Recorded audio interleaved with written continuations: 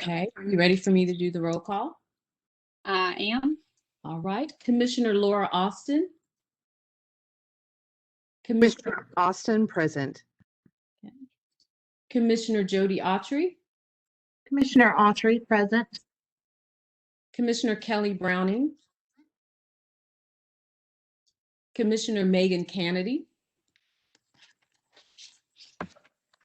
Commissioner Kennedy, present. Okay, thank you. Commissioner William Cheshire. Commissioner William Cheshire, present. Commissioner Edward Coggins. Commissioner Coggins, present. Commissioner Hannah Cook.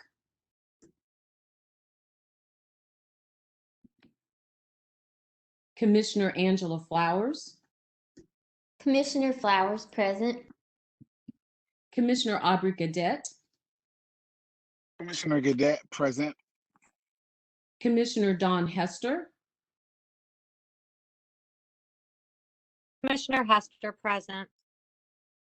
Commissioner Hannah Jimenez. Commissioner Jimenez, present. Commissioner Renee Kimball.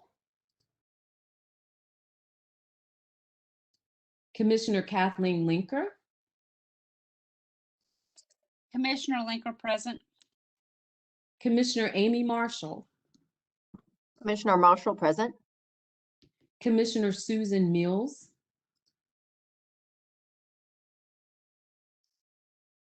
Commissioner Daniel Morris. Commissioner Stephen Parker. Commissioner Parker, present. Commissioner Michelle Perry. Commissioner Nardi Roughton. Commissioner Lindsay Seiss. Commissioner Seiss, present. Right, so you do have quorum.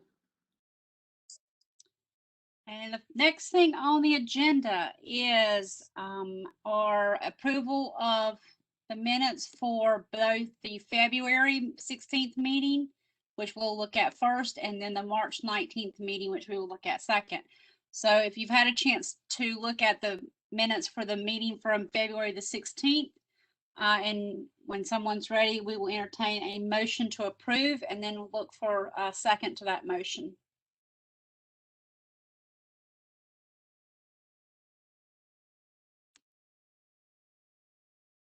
Commissioner Linker, ma'am, this is Commissioner Cheshire. I move that we vote to approve the minutes. So I have one Commissioner Cheshire has made a motion. If I could have a second motion. Commissioner Seiss, I second that motion. And so we have a second. If we can have a roll call for the vote. Commissioner Laura Austin. Commissioner Austin approves.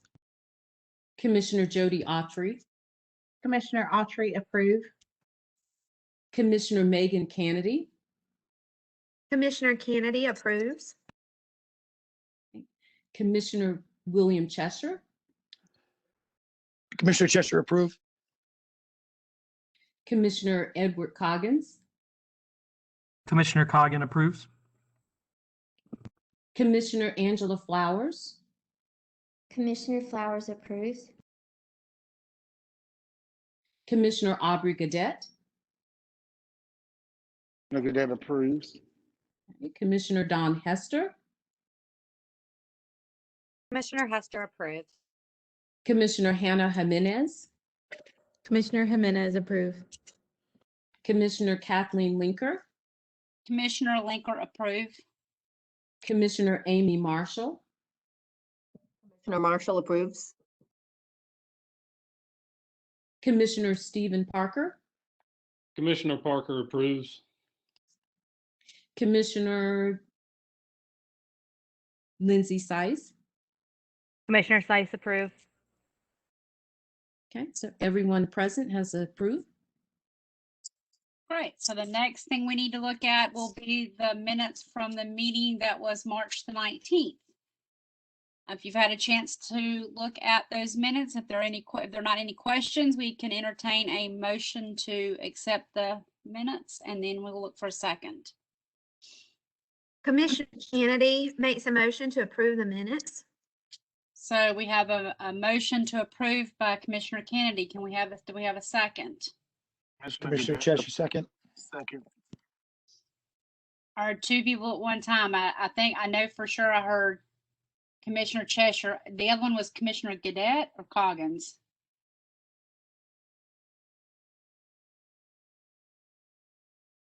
So we'll go with Commissioner Cheshire for the second.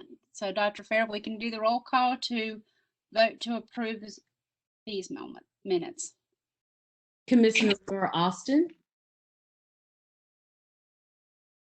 Commissioner Austin approves. Commissioner Jody Autry, Commissioner Autry approves. Commissioner Megan Kennedy, Commissioner Kennedy approves. Commissioner William Cheshire,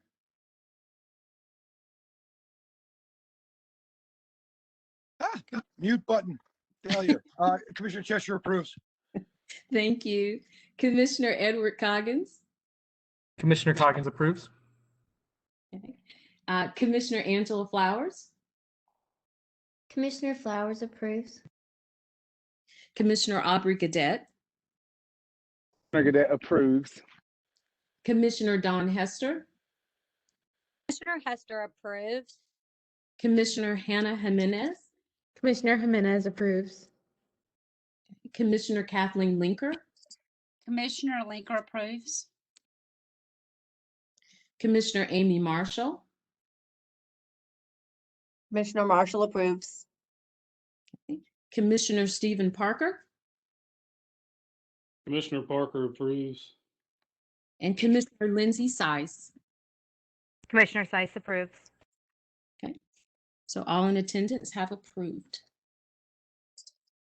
So on to the business. The first part of our meeting, we have some presentations and the Department of Public Instruction's consultants from the Math Secondary Division, CTE, EC, and EL have all graciously agreed to give us an overview based on feedback from commission members for the criteria sheets and any information that they feel would help us in our carrying out our duties. So we're going to start with those presentations, and we'll follow up with some information from the QUACS team, which is our evaluation that we use when the platform that we use to evaluate the material and to complete our report. So we will start with DPI consultants from 912 Math. Okay, I am Beverly Vance, and I need to just confirm with Dr. Fair, you will be advancing the slides for me? Yes, ma'am. Oh, okay, thank you very much. You're welcome. So good afternoon, everyone, and just thank you for this opportunity to provide a brief overview and the criteria that will guide the work of our teacher advisors as they make recommendations for your consideration for producing the 2021-912 mathematics textbook adoption list. Okay, forward. Okay, proceed. All right. I am Mrs. Beverly Vance. I'm section chief for the K-12 Mathematics, Science, and STEM section. And it is a pleasure to be with you this afternoon to give you the backstory of the previously adopted Common Core State Standards, an update to that revision with the revision and adoption of the 912 math standards, including standards for mathematics 1, 2, and 3, and most recently the new 4th level mathematics courses, and finish with an overview of the criteria sheets where we will review the content, pedagogy, and accessibility criteria. Okay, next. I'll begin our session by clarifying how we arrived at the current standards for which we will select textbooks. North Carolina adopted the National Governors Association's Common Core State Standards in 2010. However, those standards were revised by a state-led team of writers and reviewers to produce the standards for mathematics 1, 2, and 3 in June of 2016 and grades K-8 in June of 2017. Next slide. As shared earlier, North Carolina adopted the Common Core State Standards in 2010. However, after a thorough review of the Common Core State Standards and in consideration of educator and public feedback, the State Board of Education approved the revision of the Common Core State Standards to produce our current North Carolina K-12 Standard Course of Study for Mathematics. The state-led team consisted of experienced educators, instructional coaches, higher ed staff, accountability staff, and members from the North Carolina business community. The writing and review teams engaged in a uniform and formalized system built on 4 founding principles: feedback-based, research-informed, improvement-oriented, and process-driven to produce the 2017 Mathematics 1, 2, and 3 standards in place today. Okay, next slide. Unlike North Carolina's Mathematics 1, 2, and 3 standards, the previous 4th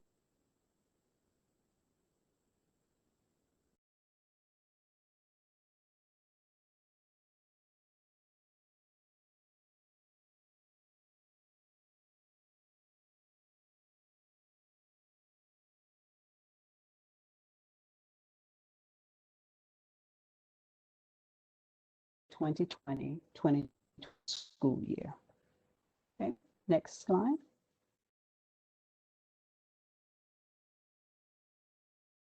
So to help you better understand the new standards, I'll highlight a few changes that completed the transition away from the Common Core standards to the development of our current K-12 North Carolina Standard Course of Study for Mathematics. The 2019 adoption included revised pre-calculus standards, revised discrete math standards that now connect more closely to computer programming and coding, producing the discrete math for computer science. And the course that I'm most excited about is the newly created NC Math 4 standards that build on the NC Math 3 standards. The NC Math 4 standards include a statistics strand designed for real-world investigation, data analysis, and problem solving, challenging students to employ those critical thinking skills that we all value. These new standards were written using the revised Bloom's taxonomy as the framework, which is another major difference to the Common Core State Standards. The new standards documents also include a course description to assist with aligning this 4th course with the students' post-high school plans. For Math 1, 2, and 3 courses, the changes include rewriting many of the standards with multiple parts, using bullets to make the expectations clear and concise. Language was incorporated into the standards to add clarity of expectations. Some of the examples were removed from the standards and placed in the instructional support documents, and footnotes were placed in the standards and instructional support documents as well. Some standards were combined to make the expectations more concise, while other standards were separated for clarity. With the aforementioned changes, North Carolina's standards have been completely revised and ready for the alignment of textbooks and curricular resources. So let's take a look at the criteria for making those selections. Okay. The criteria sheets guide the work of our teacher advisors. Teachers will receive training on the use of the criteria sheets by an NCDPI secondary mathematics consultant. Today, I'll briefly highlight the purpose of the 3 sections and share resources that may be helpful to their advisors as they evaluate potential resources and make their recommendations. Okay? Next slide. Part 1, content. Part 1 ensures that all approved instructional materials align to a minimum of 80% of the content in the standards. Also, the content, methodology, instructional levels, and teaching strategies are consistent with the philosophy, values, and goals of the North Carolina Standard Course of Study for Mathematics 912. Okay, next. Along with the 912 standards documents, the advisors will have the standards comparisons, which outlines how the former standards compare to the current standards. This resource lists all standards from both versions so that educators can quickly tell which standards are completely new, similar, and those that have been removed. The major revisions document is a high-level overview of the changes and serves as a quick reference for those changes. The unpacking documents provide additional elaboration of the intent of the standards and sets boundaries for content, which helps to increase alignment efforts. And finally, the vertical progression document shows the strands at a glance by course. These resources were developed in consultation with the standards writers and teacher feedback. So let's take a look at a few examples. The unpacking document is the most highly used document for clarifying the standards. There is a narrative section on the left that provides the elaborated content and provides important tips about student understandings. The Check for Understanding section provides indicators of mastery. This gives teachers a formative view of what students should be able to do upon mastering the standard. This document helps to guide the alignment of the rigor in the standard. Next. The vertical progression document provides a quick glance to see which strands continue K-12 by grade and course. This document will also increase the ability of our advisors to complete the task of ensuring that each approved resource meets a minimum of 80% of the content in the standards at the appropriate grade level and course. Okay. Next. Next, part 2 focuses on the pedagogy presented in the text being evaluated.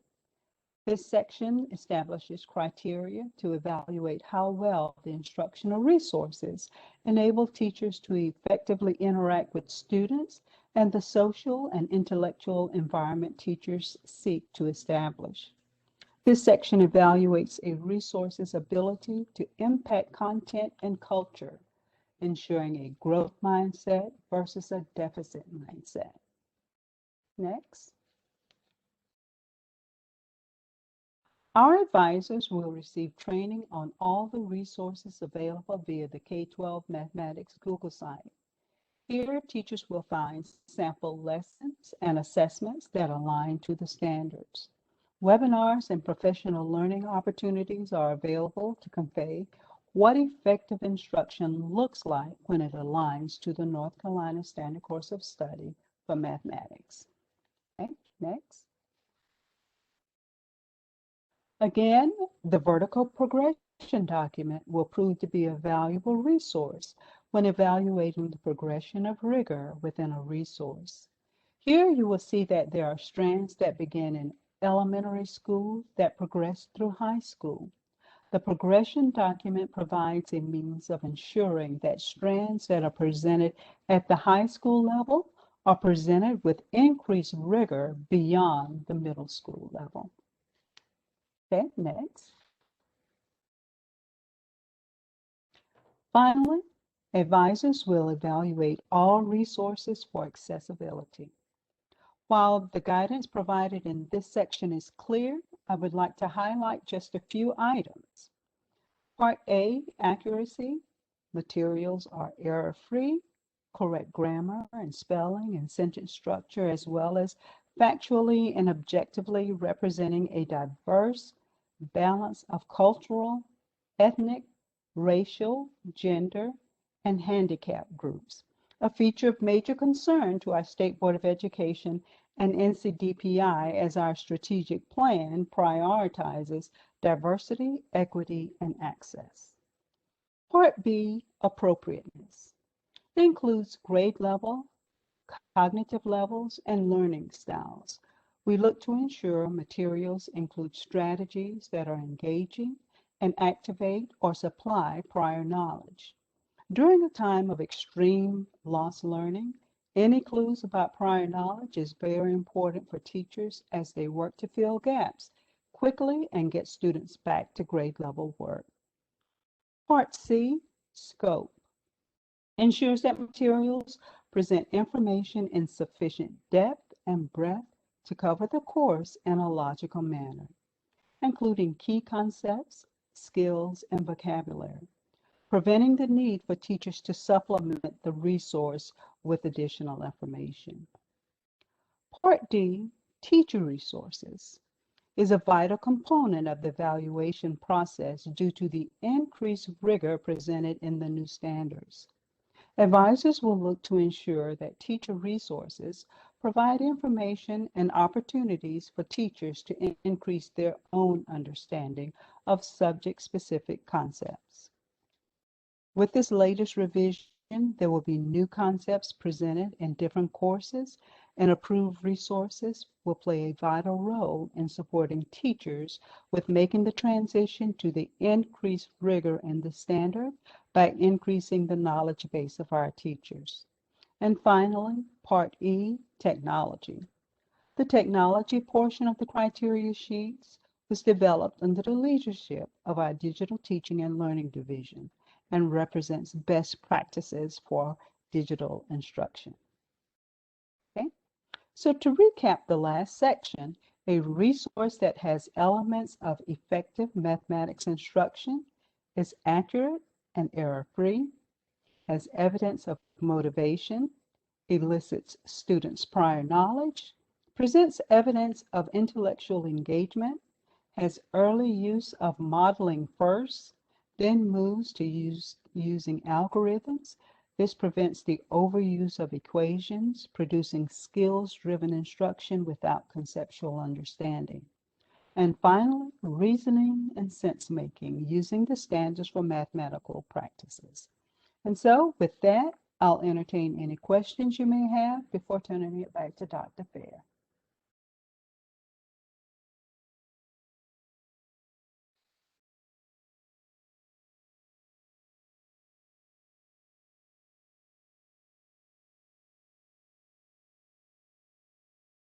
So Dr. Fair, I hear no questions, or am I off?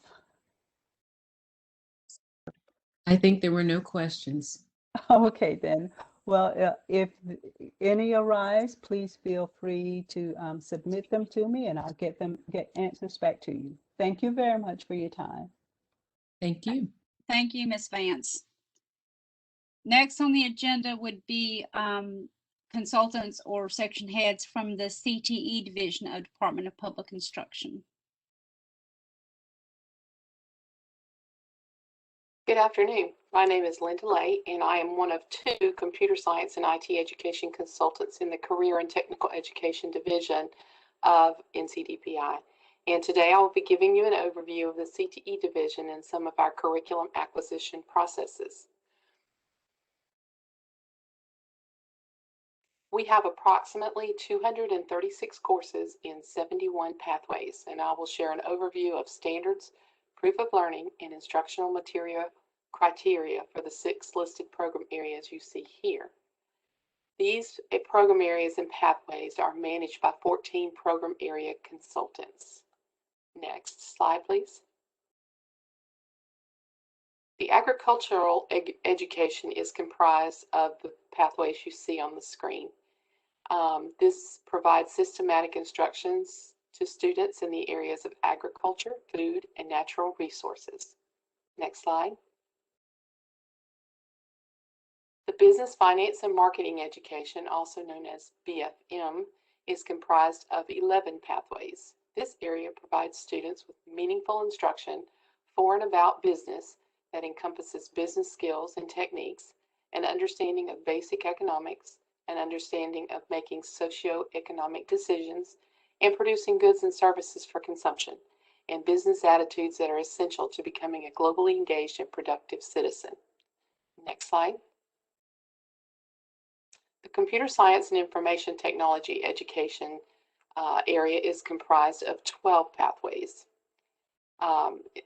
This area is focused on building linkages in information technology occupations for entry-level, technical, and professional careers related to the design, development, support, and management of hardware, software, multimedia, and systems integration services.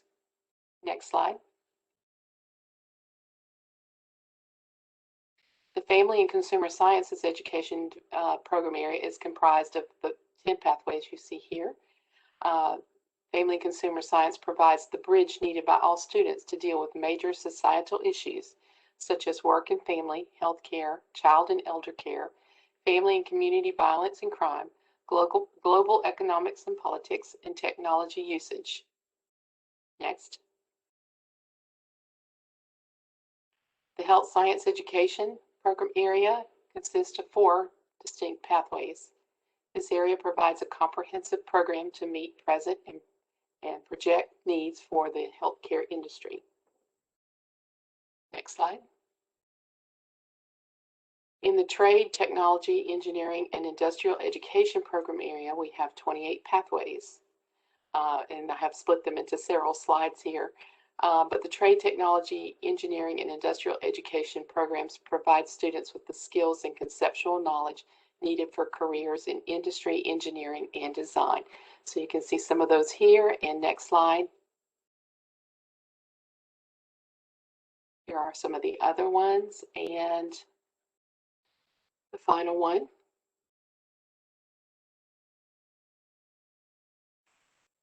And the next slide, please. Effective school year 2021, CTE began using a new course management system as a public-facing index of all CTE courses and relevant information. This includes a list of career pathways, essential standards or course catalogs, and a link to the NC Careers website. In addition, more specific course information may be filtered here. This website was also a part of the invitation, the textbook invitation. On this slide, you will see in the career pathways section, you will see a listing of 16 career clusters along with the specifically designed career pathways for North Carolina. So you can click on the pathway link to find more specific information about each of the pathways. Next slide. This slide demonstrates the courses in a pathway. On the left, you see the middle grades exploration. Pathway courses are at the top, which includes 2 sequential courses in work-based learning. And then at the bottom, you have supplemental technical and supplemental employability skills courses, which are denoted in the middle, along with the integrated career and technical student organizations, or CTSOs. Next slide. So next we'll move to the essential standards, the proof of learning, and criteria sheets as they relate to CTE courses. I appreciate the opportunity to provide this overview of how course standards comprise the essential standards, proof of learning, and instructional criteria are determined. This information is intended to enrich the process of evaluating instructional materials. Next. The essential standards document, also referred to as the CTE course catalog, is an approved publication which provides details for all of the CTE courses. This allows public school units to select the appropriate courses for implementation. The document contains program area, course descriptions, credentials if applicable, integrated career and technical student organizations, and aligned work-based learning. Next slide. This information is provided for the current school year as well as the next so that districts may begin planning in advance for the upcoming year. Next slide.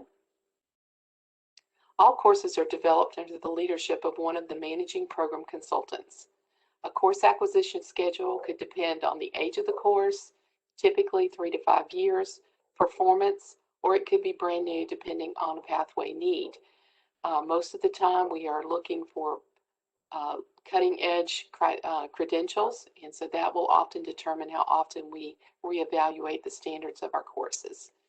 Next slide. This is an example of a course description, the aligned credential, the integrated career and technical student organizations, and aligned work-based learning. So all of our courses have this information available in the Essential Standards document. Next slide. The new CMS, or course management system, also provides the ability to filter and drill down for course specifics such as standards, credentials, and pathways. Next slide. This is an example of the course standards you would find in the course management system. And this is where reviewers will find those standards. Next slide, please. Courses that are maintained by the North Carolina CTE includes a course user guide. Each course user guide consists of a blueprint that provides guidance on the standard appropriate verb and cognitive process intended for the students to accomplish. For school year 2021, the North Carolina Essential Employability Skills, communication, ethics, problem solving, professionalism, resource management, and teamwork are included to be developed along with the technical skills identified in the course standards. Instructional materials may include a curriculum guide or online platform provided by an instructional partner. Next slide. Next, we'll take a look at the proof of learning for each of our courses. Next slide. A proof of learning is one of the following. It's either an industry recognized credential that covers 80% or more of course content. It's highly recommended, but due to the expense associated with the implementation of credentials, it is not required. Districts may offer different credentialing opportunities, but these offerings should be based on local needs assessment. The second type is a CTE State Assessment, a CTE post-assessment administered through NC Test. And the final form of assessment is the performance-based measurement. This is our newest proof of learning that may consist of a comprehensive course project. It could include CTSO or competitive events with a scoring rubric. It could include a competency or a skills checklist. It could include a portfolio with artifacts collected throughout the course to possibly include various projects by standard and competency or skills checklist. Or the proof of learning could be locally determined, which includes third-party assessments such as PLTW, NAF, or SREB. Next slide. For 2021, out of the 236 CTE courses that we have, 67 of them had credentials as the proof of learning, 49 had CTE State Assessments, and 16 are evaluated through a performance-based measurement. And we have many more of these coming. And there were 94 local and third-party assessments. Next slide. So the criteria sheets will cover required compatibility, specific criteria for a program area or a pathway, general criteria, and technology. Next slide. For part one, this ensures that all approved instructional materials align to a minimum of the essential standards and the content standards. Also, the content, methodology, instructional levels, and teaching strategies are consistent with the course indicators or objectives. Also, there may be criteria listed here to meet requirements for specific federal, state, and local level credentials. For example, we have courses for drone technology, so the criteria may list those credentials as part of the review. Next slide. The course management system that we referred to earlier includes the course standards as shared on a previous slide. The curriculum guide includes the unpacked content, instructional activities, and activities along with the aligned career technical student organization that are all aligned to the course standards. So for newer courses, the performance-based measurement will be included also that is aligned to the course standards. Next slide. We maintain a course or a program area Moodle PLC, and those Moodle PLCs may include collaboration spaces for teachers and course instructional materials that are aligned to the course standards. An instructional partner may have their own online platform that includes instructional materials such as course standards, modules, rubrics, or content material. Next slide. Part 2 of the criteria sheet addresses pedagogy with a variety of activities that will allow teachers and students to effectively engage with the content to support the intended learning outcomes. These activities also include CTSOs, work-based learning, and essential employability skills and activities. Next slide. Part 3 addresses accessibility in terms of accuracy, appropriateness, scope, and teacher resources to ensure that students are effectively engaging with the content and to support the intended learning outcomes. Part 4 addresses technology and the needs for specific CTE courses to support those learning outcomes, and all of our courses are so varied that the technology required for each of them is quite different. And so we have included any specific technology needs in our criteria sheets to be reviewed. And that concludes my presentation, and I will entertain any questions you may have at this time about CTE courses.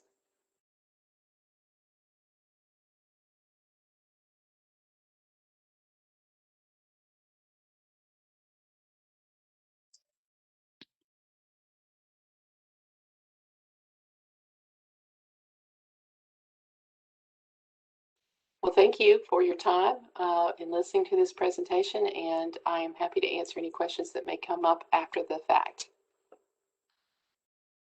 Thank you for your presentation, very detailed. Again, if anybody has any questions, make use of the time that they're presenting, or feel free to reach out to them. They are very knowledgeable and always extremely helpful. Next, we will look at the exceptional children and then the English language learner consultants.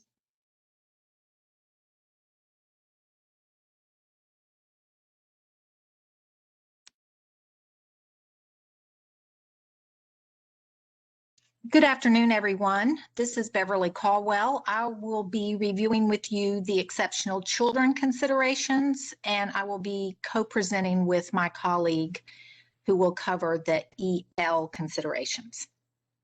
My name is Beverly Caldwell. I'm an educational consultant in the Exceptional Children Division.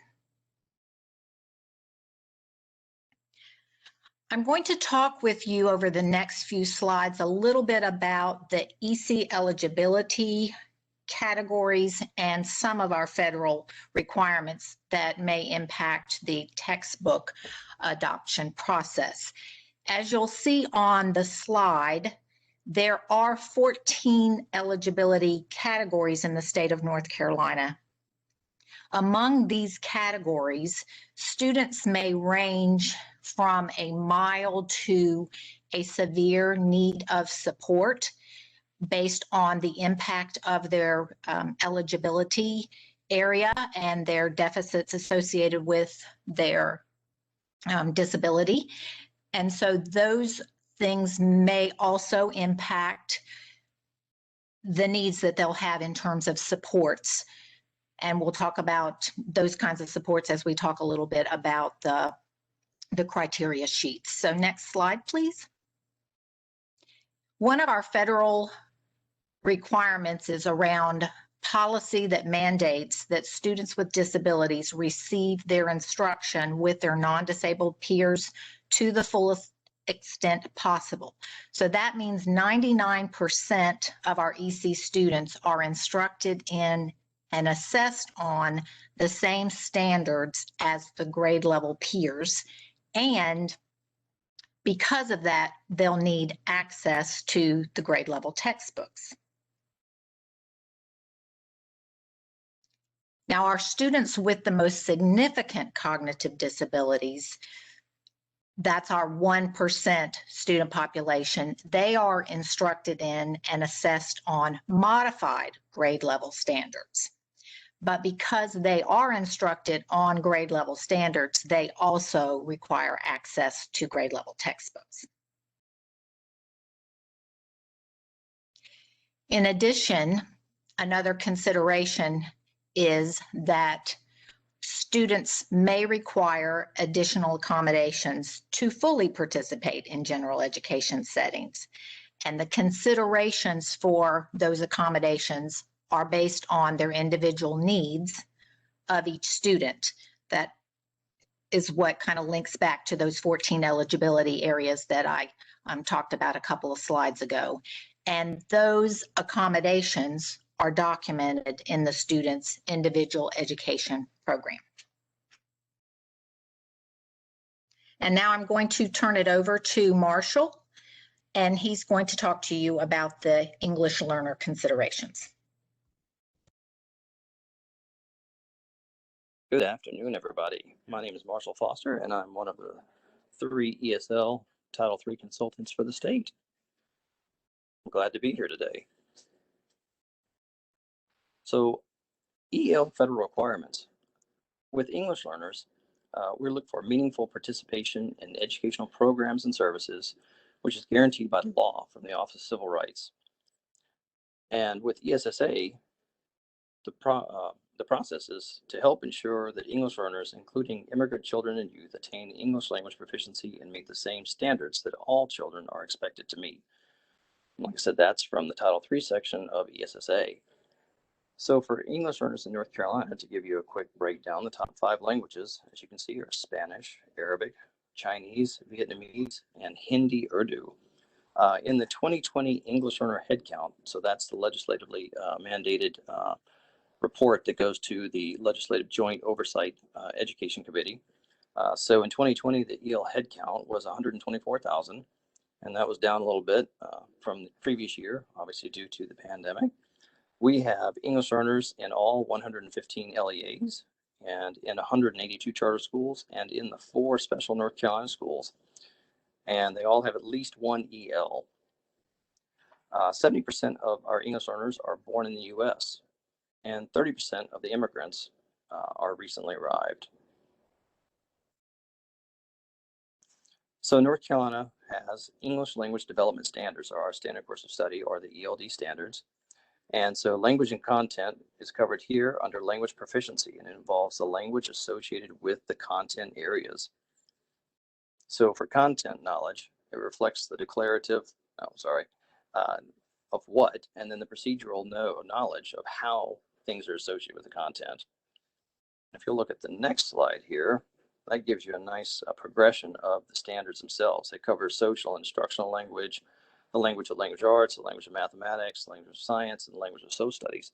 So students, when they are tested on their English language proficiency in reading, writing, speaking, and listening, they are covered in all 4 of those domains in each of these areas that you see there, each of these standards.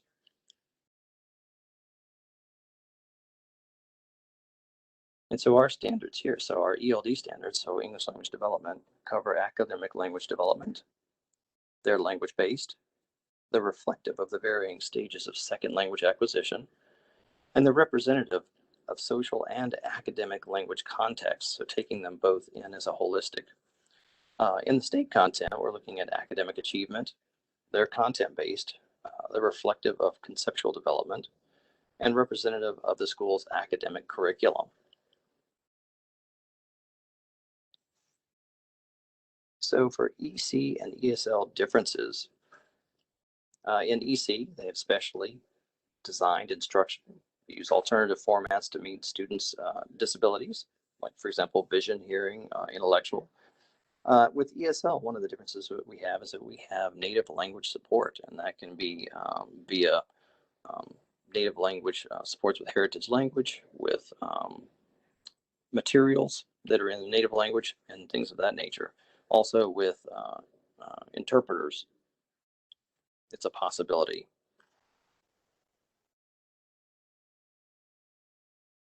I believe I'm going to turn on over to my colleague in EC now for this section. Okay.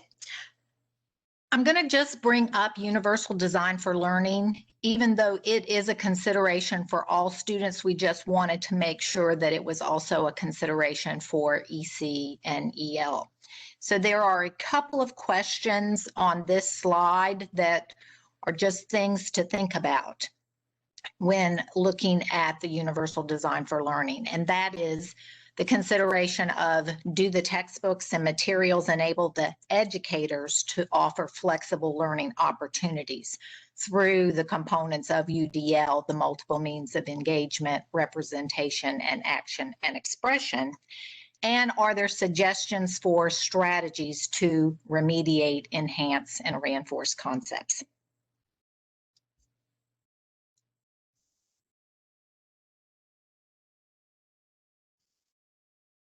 Okay, I will continue on and discuss the language access.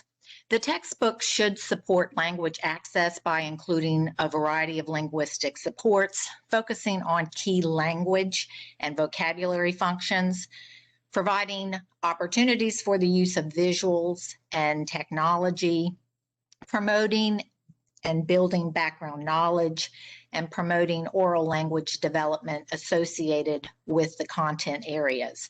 And specifically for EL, to include that native language support when possible. So as we move through these slides, Marshall and I are going to go back and forth in terms of sharing the information.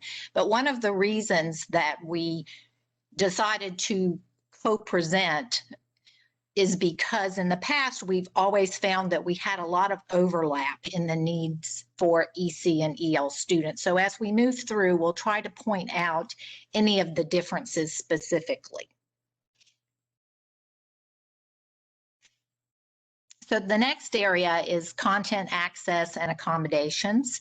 The textbooks should support the use of accommodations and modifications to enhance content knowledge by using realia or concrete objects, manipulatives and hands-on materials, modeling, graphic organizers and advanced organizers, and technology.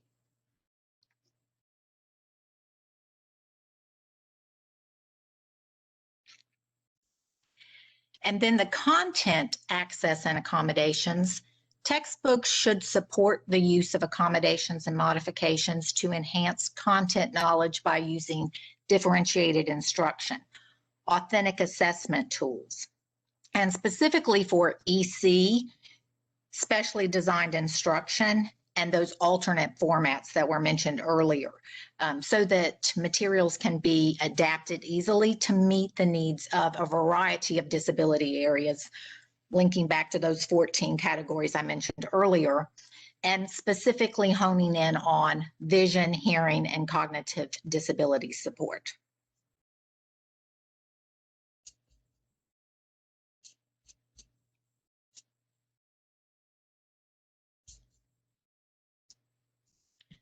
Okay, and access and accessibility tools. Textbooks should support instructional strategies by promoting activation of and bridging prior knowledge and or experiences, access to authentic text, metacognitive development, higher order thinking skills, contextualization, building schema to enhance the understanding, and then linguistic modality integration, those of listening, speaking, reading, and writing.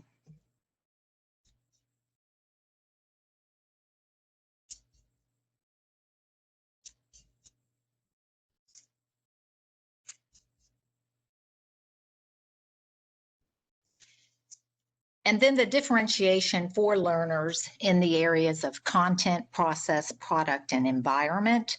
The content being knowledge, skills that the students are learning, the process being the variety in the learning activities, the flexible grouping, graphic organizers, diagrams, charts, maps. The product varying in complexity of the assignment and the product. And the environment, the classroom setting, the location, the space, and the materials.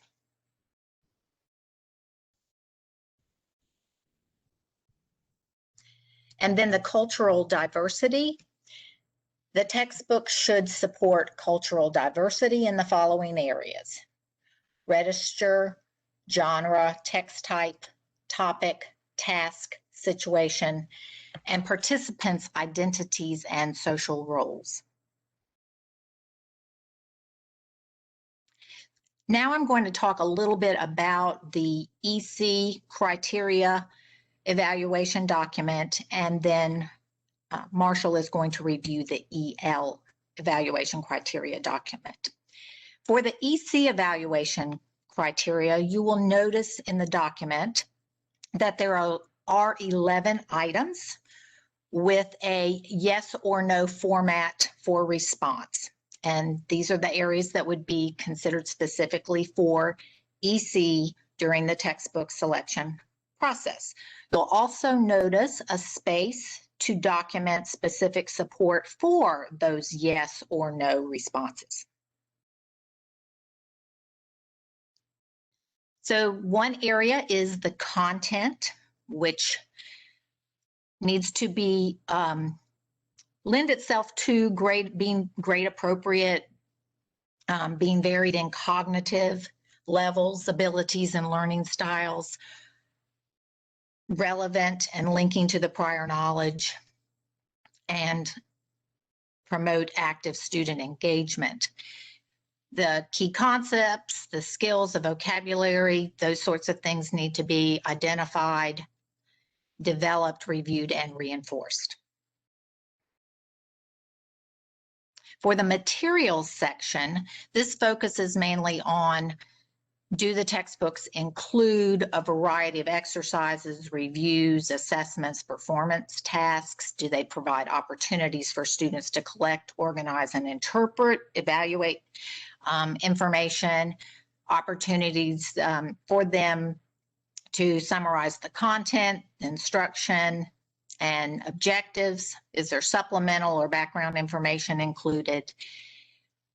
It would be helpful for them to also include guides such as the contents, the glossary, the dictionary, bibliographies and footnotes, references, websites, literature links, and support agencies. In addition, including sufficient materials, being well organized, easy to use, comprehensive, durable, and reasonably sized.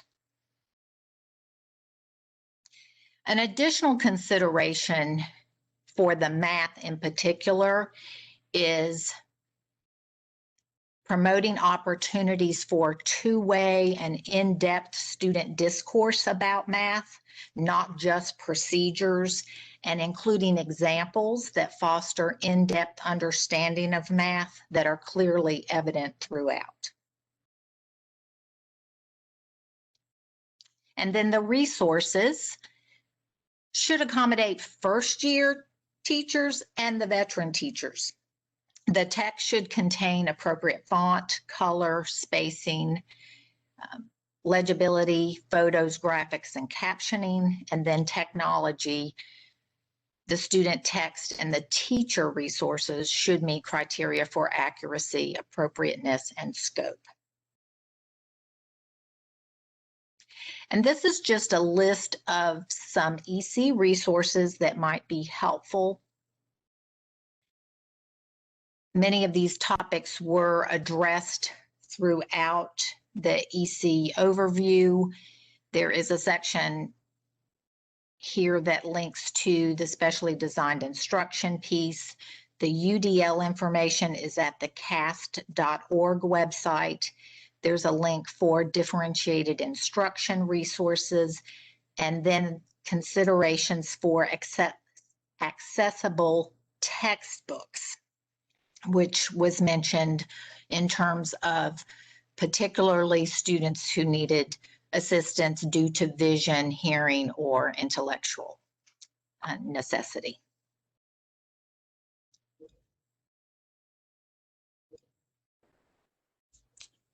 All right, I'm going to cover the EL evaluation criteria. We have 12 items to rate yes or no for meeting the criteria, and support for each response, considering the linguistic needs of English learners. For the EL evaluation criteria, with the content, we're looking for things that are grade appropriate, have varied cognitive levels, abilities, and learning styles, that they're relevant, linking to prior knowledge, and active student engagement. They have key concepts, skills, vocabulary are identified, developed, reviewed, and reinforced. All very important aspects for the English learner. For the materials, we'd like to have things include both print and digital resources, considering whole class study, small group work, and individual student extensive study. Allow students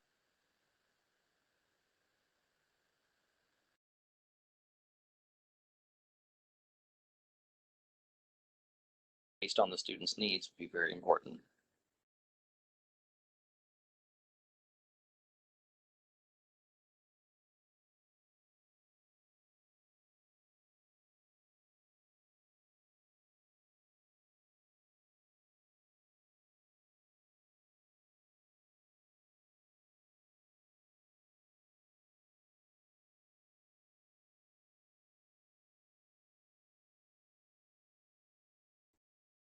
Not seeing a next slide. Oh, okay. Sorry, here we go. Also, the materials providing support and differentiate instruction according to the student's needs, sort of what I mentioned before, when you're looking at the reading, writing, speaking, and listening proficiency levels, being able to provide support specific to those and differentiate that instruction is very helpful. And then obviously to gradually advance the level of language practice and engage students in complex, cognitively demanding tasks. Here are some EL resources that would be helpful. We have our NCDPI ELD website, which has a lot of information available. The WIDA ELD Standards is our English language development standard for study standards. We also have Double the Work, an EL toolkit, a newcomer toolkit. Both of those two are available via the U.S. Department of Education. And then our English language development website.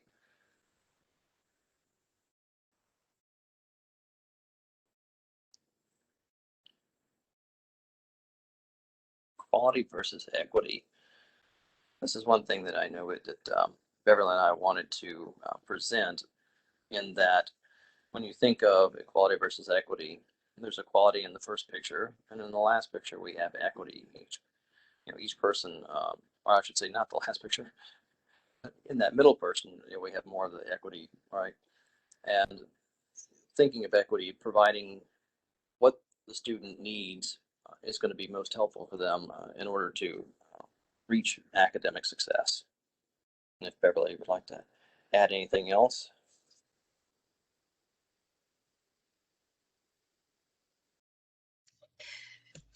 Yes, and I think that some of you may have seen this version with just the first two pictures.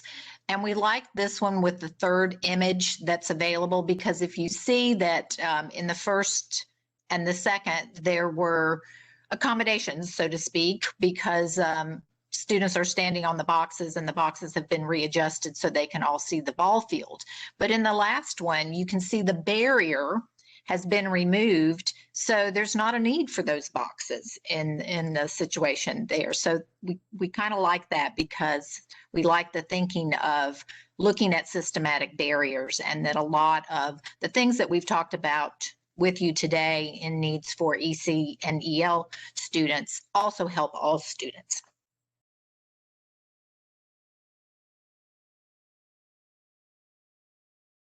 And we thank you for your participation in the textbook adoption process. And we'll take time for questions now.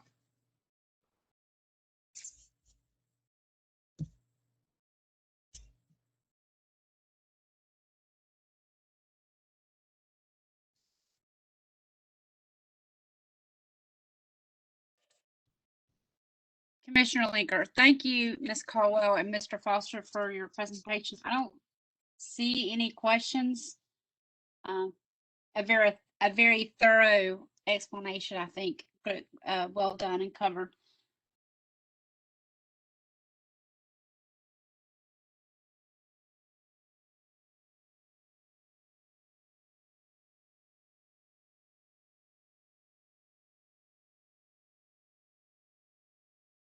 So thank you. I don't see any questions. We'll go on to the next part of our agenda, which will be the Quacks team with Miss Wallace. I know she's on here. I'm not sure who else is with her to talk about our evaluation platform.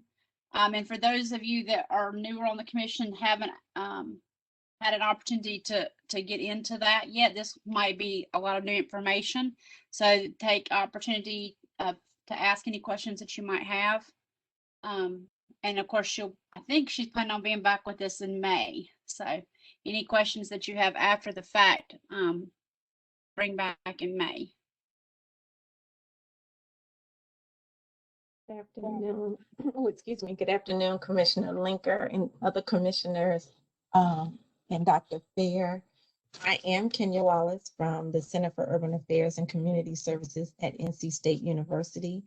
Rodney O'Neill is with us as well. He is our programmer. For those of you who've been with the commission for a while, Karen Eller was with us prior, but she's since actually moved out of state. So she's no longer with us, and Rodney has done an excellent job, actually an exceptional job, stepping up to the plate to take over the reins of operating the platform. So there are not a lot of changes that we made from last year. For those who are familiar and those of you who are new, you will see that it is a fairly user-friendly platform to use. But I want to ask Rodney to kind of come on. He's going to present and share with you some of the changes that were made to the platform. And then I'll come back and we'll take a walk through the demo and answer questions at that time. So Rodney, it's yours.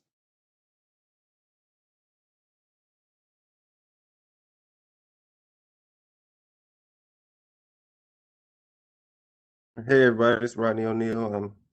As she said, the program that's moved in for what Karen Eller previously would set up with the platform.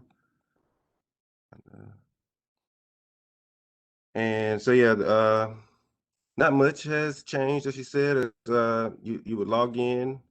You're going to see the courses that have been designated to you, where you would, if you're the advisor, you would be able to do your criteria and check the standards. You'll be able to see, as the commissioner, a summary of all those things that the advisors are doing, as well as a final report at the end. So yeah, for the most part, everything is the same. There are a few buttons there for like the technology part, where if someone mistakenly clicks a radio button, because radio buttons cannot be unclicked, we've added a button there where you can click and remove the radio button, all of the radio buttons for the technology part, if it's not a part of the criteria or standards for that course. And then we've also added the CTE side, which is gonna, for the most part, mimic the same way that the ELA and math was, except for there's more criteria for each of the subject matters that you would be looking at, and that'll all be there to read, but the flow of the website is going to be exactly the same. Rodney, if I can interrupt you for a second, are you able to show them the platform? Yeah, I'm trying to, just one second. Okay. I have never shared on WebEx. Okay.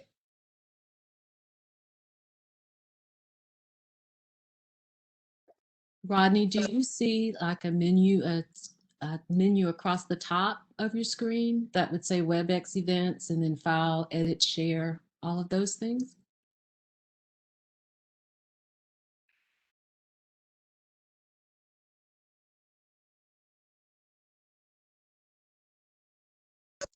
Yeah, I do see share content. Okay, I see it. Let me get it pulled up.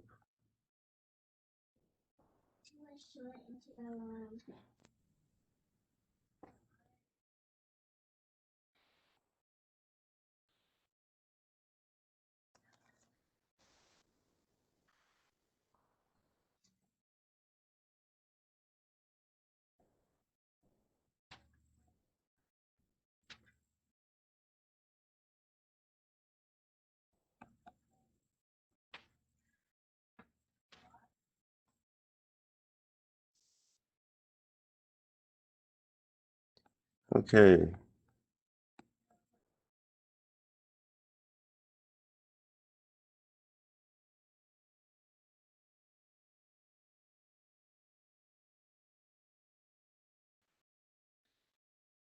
So while we are waiting for Rodney to share the screen, one of the things I wanted to share with you all was we're going to do something similar to what we had done last year when we did the one-on-one trainings.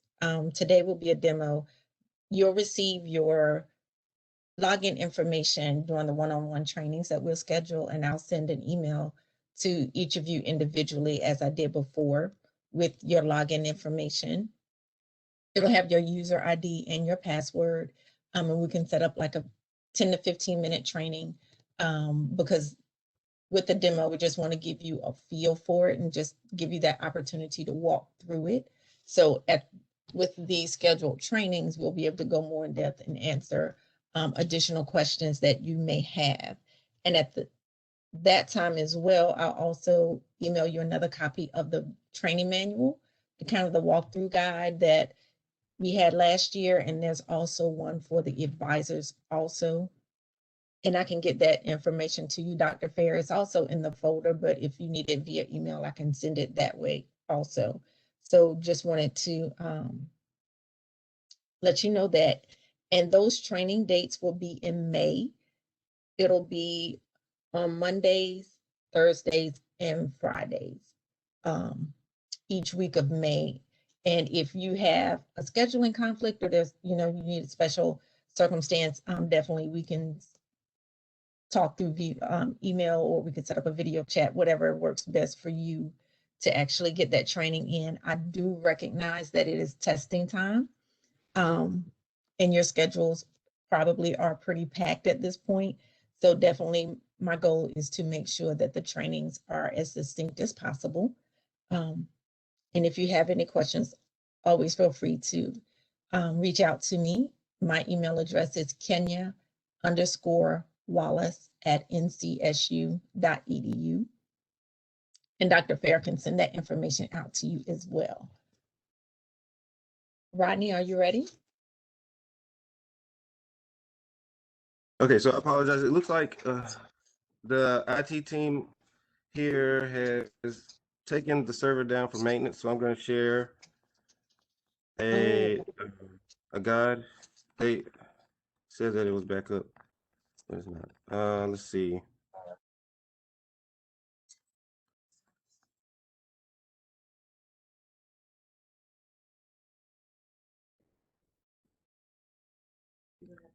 I'm going to share a document what we have used to show the steps that we go through the program. If just 1 second while I open that. Okay. Thank you all for your patience and your understanding with unforeseen technical glitches.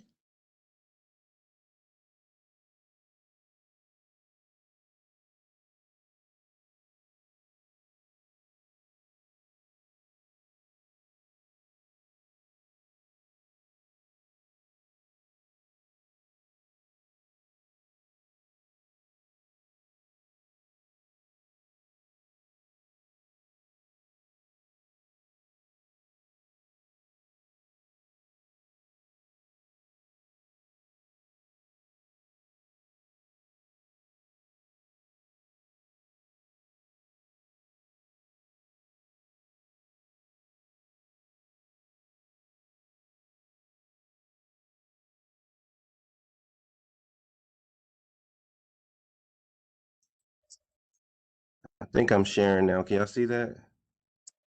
Yes, we can see your screen, Mr. O'Neill. All right, so this will be the advisor's login that we're going through here first, where you will go to this login page. When you type in the address there, survey.ncsu.edu/textbook_/login. For the CTE site, we just added the CTE behind the textbook. So that'll be shared also with your username and password, so you'll be able to get into them. So you would type in the credentials that you are provided.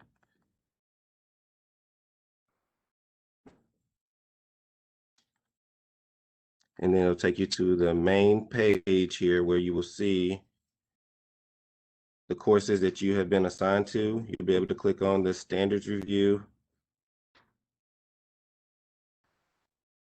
I would like to zoom in. You could click on standards review, criteria review, EC criteria, and EL criteria for the courses. So everything should be listed here, bid by bid number and the textbook information. And you are required to complete the standards review for each bid.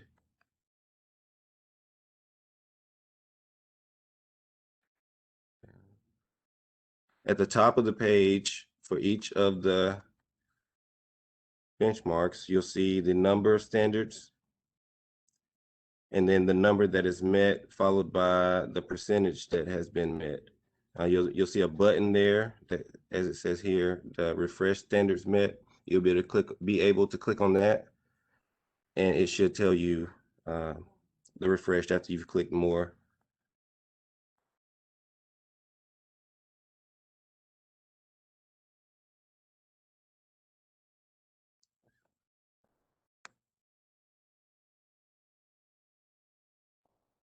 All right, and that kind of explains that with the number of standards met, the count, and the percentage.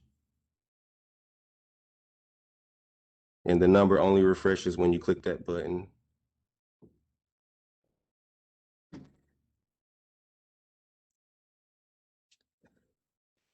All right, and then the next page here that it is showing is the page for the standards. So it's going to show each standard by column. You'll be able to say if it is aligned, the textbook is aligned, yes or no, and then you would add your rationale. As much detail as possible. There's no character limits in the text boxes on the side there. You do also have a drag in the bottom right corner where you can resize that so that you can see everything that you're typing.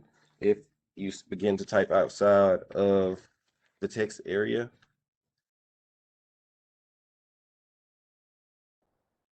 if you do not answer,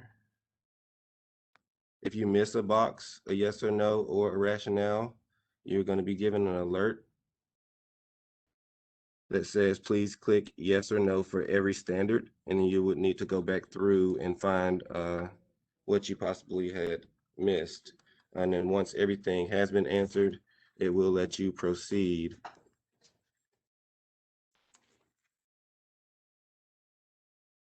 And then we ask that you click the save and finish later button.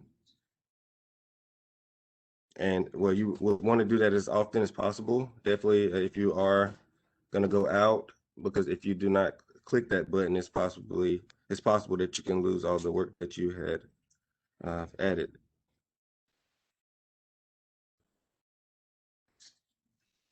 There is a timeout. If the survey is open on one page for 120 minutes, it will time out, the session will expire, and you could lose all of the information because it's not saved if you haven't clicked the save and finish later button. Here is the information about completing the criteria. So there's a general page for the criteria. Sorry, I'm getting tongue twisted. For the criteria. And then when you click into it, you will see the different parts. And the standard percentage met is also going to be at the top of that page. You'll be able to click yes or no to each of the criteria.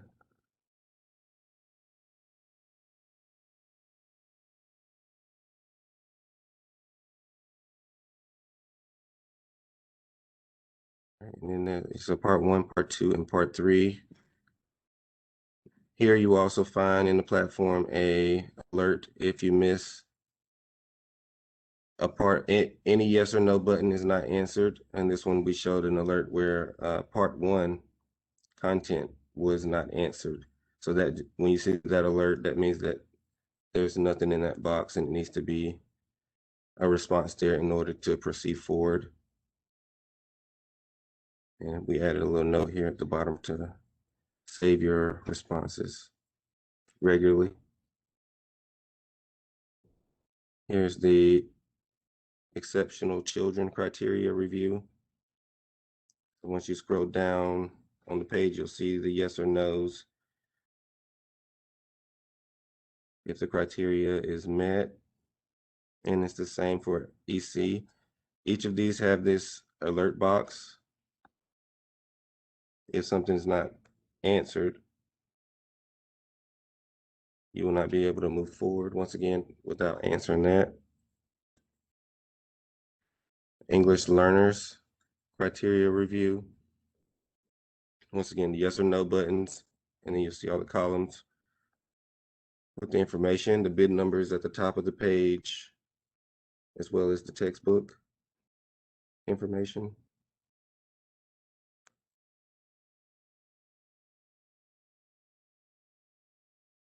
All right, please, and then there's another alert box that we're showing.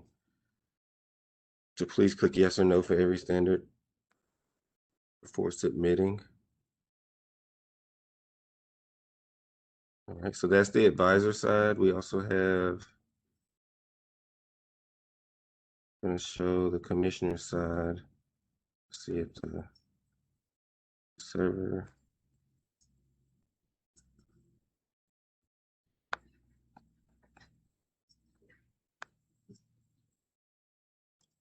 Still down.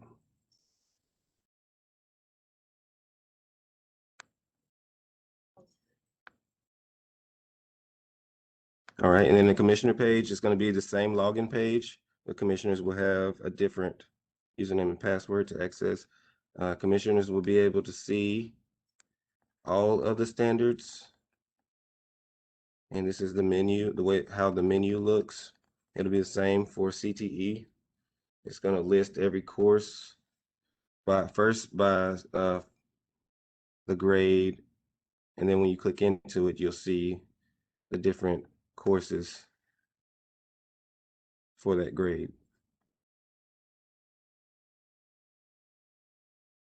And for the commissioners, you'll have the reviews for advisor standards review, the advisor criteria review, and then a summary of the advisor's criteria review. And then you would, when you open it, it's gonna look like this here. And it's gonna go across the page, showing each response, if it was a yes or no, and who entered the information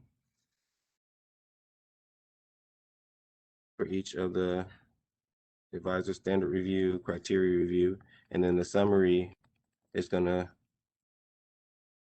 look as this page here. I'm gonna move down. And then you have the commissioner's criteria review and notes page where you as the commissioner are able to click in and respond, put your notes in, which would be used later for the voting, which is going to show each course by bid, course title, and then you would click to do your initial vote. Link will turn purple once it's been clicked on, lets you know that that one has been done. You also have the reconsideration link.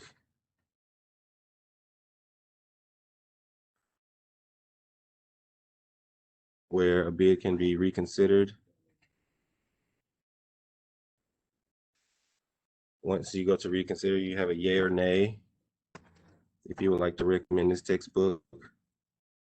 And then you have another place for any notes that you would like to add regarding the reconsideration of a textbook. And then there's also another notes and comments page for commissioners for the final review.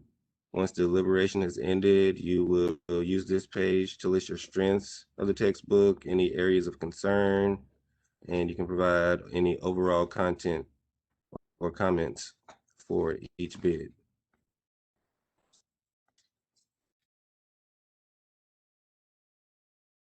right, and then the final report is here. It's going to show each of the bids, the yay or nay, the final recommendation, the strengths, areas of concerns. It will list all that information. Then you would clarify and sign, and then submit the final report. Once you submit a final report, you will no longer be able to access that information after submitting. And then once you receive that message that states that you won't be able to see it anymore, that confirms that the final report had been submitted and that your platform will be deactivated so that no one else can go in. And here are a few reminders that we have. All of the text boxes are resizable. In the lower right-hand corner of the text box, click and hold the cursor and move the diagonal lines to resize. Make sure you click in the Save and Submit button and make sure that your information has been saved. And you want to do that at regular intervals because you don't want to reach that session timeout and lose any responses. And then Kenya gave your email earlier. We have it listed here at the bottom. Yes. All right. And thank y'all for bearing with me with the technical difficulties. We had to pivot a little bit on the way that I planned to present the platform. That's all I have. Let's see. Thank you, Rodney. Yeah, we are learning to function in this technological space that we're in right now. Dr. Fair. Oh, thank you. I was going to ask, so Rodney, I am able to access the site, and I was going to just kind of show the commissioners quickly what you were referring to, especially for the new commissioners.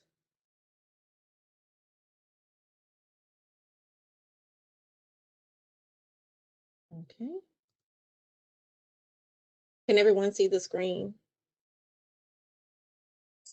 Yes, we can see the screen. Can you? Okay. So when Rodney first began, I didn't show you the login page. I apologize. So for those of you who are new to the platform, this is the login page that Rodney was referring to. When you receive your credentials, you'll have your login and password and enter. For the demo today, I'm going to use commish and P for the password. And I'm also, if you would like to follow along with me, I'm going to place that information in the chat so that you can follow along as well if you like. So once you log in, you'll have the menu of courses that are available for review, and you'll just choose. So as you can see, we're still working on getting the CTE items listed. Rodney's working very, very hard on that, he and his team. So we appreciate all of the work that they're putting into it, but we did at least wanted to show you that the math links are in. So once all of the courses, all of the bids have been received and entered onto the site, just like before, there'll be a much larger listing here. When you click on the Advisor Standards Review, just like last year, this page opens up, this window opens up separately so that you can refer to it as you're drafting your notes. And you'll be able to see each advisor's name, the percentage of standards met, and how they responded to each of the standards. And we will have to scroll across. Forgive me for going by so quickly. But you'll be able to see that for each advisor, I guess, that you're assigned to. You'll click back on the textbook list tab to look at the criteria review, it's the same thing. You'll have the advisor's name, how they responded to each of the criteria for this particular review. And the EL and EC evaluations are at the end. And if I'm moving too quickly, please let me know.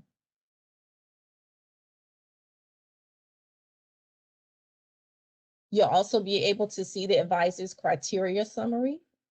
You'll see the number of yeses each criteria received. And the number of advisors that responded. So you'll have that for each of those sections as well. All three of these links open into a new tab as well. So you can keep them open during your review time, or you can minimize them or X them out if you need to.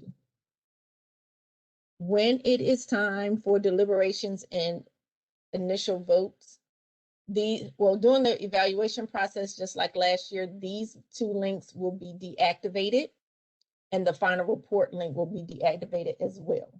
You will have access to the notes and comments page, and you'll have a page for each bid. Again, the boxes are resizable, like Rodney said. The max word count for each of these sections is 200. We did 600, and I can't remember if we talked about expanding that, but we were just looking at making the final report as consistent and concise as possible, because we wanted to make sure that non-educators who would read the report would have a full understanding of what you all have reported for your findings. So we were just trying to make that as user-friendly for non-educators as well. And again, your information will populate into this particular section. You can edit it. One thing we discovered from the past was copy and pasting from a Word document or a Google document, so that as you're working, you just type in, so you won't have to consistently switch between this particular link and others. If you choose to write everything or type everything, draft everything into Word or Google Doc, you are able to copy and paste from that document into these spaces. And if I'm not mistaken, we have added a spell check feature to kind of help making sure that everything is spelled correctly, grammatically correct. Thank you, Ken. That was one thing we asked for. Thank you, Kenya. This Commissioner Linker, because that's why I went from Google, from a Word document to spell check and grammar check before. So that will be a huge time saver, I think. Yeah, so Rodney worked hard on that. So thank you, Rodney. Rodney. So again, we really wanted to make it as user-friendly as possible. And if you do begin drafting content into these boxes, save and finish later will take you back to the menu page, but your information will be saved. And what we had discovered from before, sometimes there are glitches that we cannot control, like the internet bandwidth may switch, like there could be different issues. So again, we're just going to ask that as you are in the rooms or spaces with the reviewers, the evaluators, that like you did before, which you did an awesome job of reminding them to save at different intervals to make sure. And of course, I'll be in communication with Rodney to just double check to make sure he is seeing the information, so that if he sees something on his end, if he sees a particular advisor has not entered information, we can check with that advisor to see if they are drafting in Word or Google Doc or whatever before they're entering their information in the platform, just as a reminder to say, go ahead and get your information in and save it. So pretty much everything will run as standard as before. Again, I will get the email to Dr. Fair with the training dates for May. And even if I'm available next week as well, if that will work better for some of you, to kind of walk through everything step by step. The last link will be the final report. So everything that you enter into the notes and comments for final report page will populate into your final report page. So when it is time, you'll actually be able to return to your notes and comments page as often as you need to before finalizing your report. And then you'll see, like Rodney was showing you, just the tally of votes for the reconsideration votes, the final recommendations, and then your final notes. You'll have to check the box to certify that your recommendations are accurate to the best of your knowledge. We'll collect your e-signature, you'll submit your final report, and that's when you'll receive the message asking, are you sure you want to submit this? And if you find that you need to go back, don't click that, don't click the yes button, just go back. If you have to refresh your page and go back and make the changes that you need. But when you are ready, make sure you are absolutely ready, because when it's gone, it's gone. So we want to make sure that everyone's report has been received, and we've not had that to happen, but we just, want to take every precaution necessary. And then you're done. And that is our report. I'll leave space for questions if anyone has them.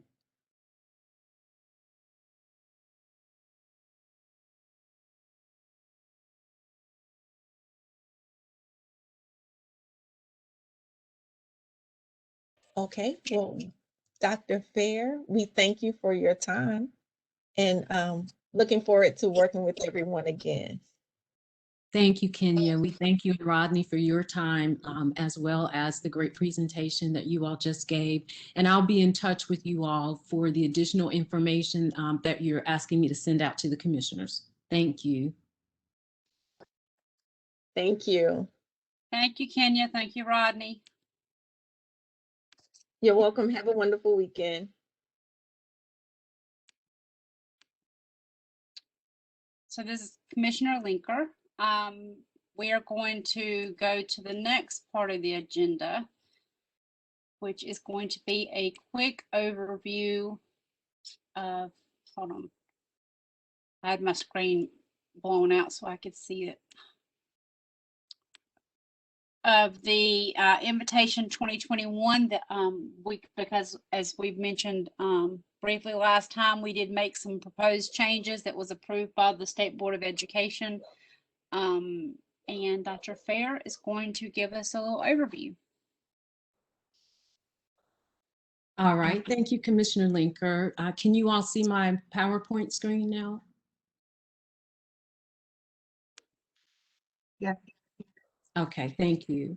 All right, so I just want to cover some of the highlights of the invitation that concern the work that you do, as well as some of the updates for the process that are included in the invitation. You should have access to the 2021 invitation from the website that we mentioned at the last meeting that you all had in February, as well as there is a copy in the meeting folder for today. So in the invitation, you'll be able to quick reference the table of contents to see anything that you want to go to quickly. Most of the information that you find in the invitation is geared toward providing publishers information and details, parameters, and those types of things for them to be able to participate in the process. So you would see these pages in the very beginning of the document. This is good information for you as well, because it does explain to the publishers what they are having to provide and submit as far as their bids are concerned, as well as the materials that they're providing. So this would be some good reading material to be able to help you understand what's actually coming in for you. One of the things that's always a hot topic when the process begins is the blackout period. And there are two distinct blackout periods that are covered in our state during the time once the board approves the invitation for an adoption process to occur. So the first blackout period that I'll discuss is the one that is concerning the people that would not be able to privately meet with publishers. So again, this is spelled out in the invitation. You will find it on page 25 this year. Page numbers have changed a little bit, but this one just details that from the time that the state board approves the invitation, which was back at their March meeting, until the list of materials are adopted, you're not allowed to meet privately with any representatives from the publishers, and that includes state board members, DPI staff, textbook commissioners. So also, you want to be careful. I know many of you have ongoing relationships with publishers, and you have business that you conduct with them. So typical business, you can still conduct that as usual, but you have to be careful because you really should not meet privately with publishers during this time at all for any reason, because of the perception of that. And then also specifically not wanting to get into any discussions about any materials that they may have submitted for bid consideration. The second blackout period is the sampling promotion.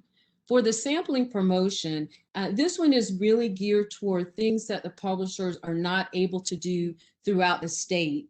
So publishers are not able to sample or promote any of the books or programs that they have submitted for adoption consideration.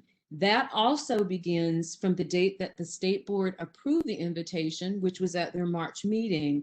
This one goes through the day after that you all meet with the advisors. So what this means is that publishers are not able to go out at conferences, workshops, seminars, or any other type of activities in our state and promote materials that are being considered for, in their bids that are being considered for adoption. So you want to be careful about that, and that is because you all will be selecting advisors from the field, and you haven't selected those advisors yet. You will be selecting them shortly, but once the invitation is approved, we don't want publishers out talking about anything that they may have submitted, because the teachers across the state will be reviewing those materials to provide recommendations or advising you about their thoughts on those materials using criteria, looking at standards and things like that. So we have the blackout for the sampling and promotion for publishers, as well as the blackout for private meetings with representatives from publishers. This is just reiterating what I was saying earlier, in that the sampling and promotion, that's including conferences, workshops, and things like that. Also, you will find in the invitation, and this is also included in your meeting folder for today, the tentative schedule for the adoption process. This includes all pertinent dates. Your meetings as well are included on this tentative schedule. Also, important dates for publishers to include things like when they had to submit any questions that they had about the invitation. That period has already ended. You may notice that coming up, they are to submit their bids by April 30th. Those bids will be, they're to be submitted by the 30th. They'll be opened on the 30th. And then information will move forward in terms of how many bids we have. Commissioner Lincoln will be able to tell you how many advisors you'll need to select for the different program areas, courses, things like that. So that information can be found on this document, including when you all will have your deliberations meeting, as well as when the recommended list will go to the state board, and on and on. So this is a good guide for you if you want to keep up with those important key dates for the adoption process. The document, the invitation document, also includes the criteria sheets. You heard both Ms. Vance as well as Ms. Lay and Mr. Foster and Ms. Caldwell talk about criteria sheets and provide you information about how the criteria sheets should be used by the advisors. These criteria sheets and all the detail contained therein are in the invitation, and then I also pulled them out of the invitation and put them in a folder an additional folder in your meeting folder for today so that you will have access to them and be able to see what the requirements are as far as criteria to make decisions about materials and things that are considered important by the content area specialist. All right, so I want to get into some of the updates for the process this time. As you all know, we have been in virtual mode for your meetings and have planned some other things as a part of this process to happen virtually as well. And so because of that, we have had to update some of the things that we've done in the past that you have experienced in face-to-face mode will have to be virtual. You all will be working remotely, teachers will be working remotely, and so this is just information to share about the activities that will be virtual activities. So one of the changes is for publisher presentations. Typically during evaluation week, you all have the day before the teachers actually start their evaluations, you have presentations by publishers. Really, I think you all during that time are hoping that publishers will be showing you how to navigate through their materials and highlighting those things that are key. It is not a full-blown presentation or demonstration of anything, but it's to give you information and guidance about the materials that you will be reviewing that will help you get through those materials the best way to see those things they want you all to see. They will be able to present, but they are not required to present. They will present this year using WebEx, and also during the time that they present, there are no questions and answers during that time, and publishers should not be providing any pricing information. So this is strictly just providing information. Also, during evaluation week, all participants, you all, as well as the advisors, again, will work remotely. The WebEx meetings will be used for the evaluation session, and you will also work in breakout rooms. So in the past, you've had various rooms based on grade levels. And of course, you know, for your high school, you have the courses as well. So that won't change. It'll just be that those things will be conducted through a WebEx breakout room. And so later, as we get closer to that time and to the next meeting, Commissioner Linker will be establishing the list of who's working in what room with what advisor. So there are a few more steps that need to happen before all of that information can be shared.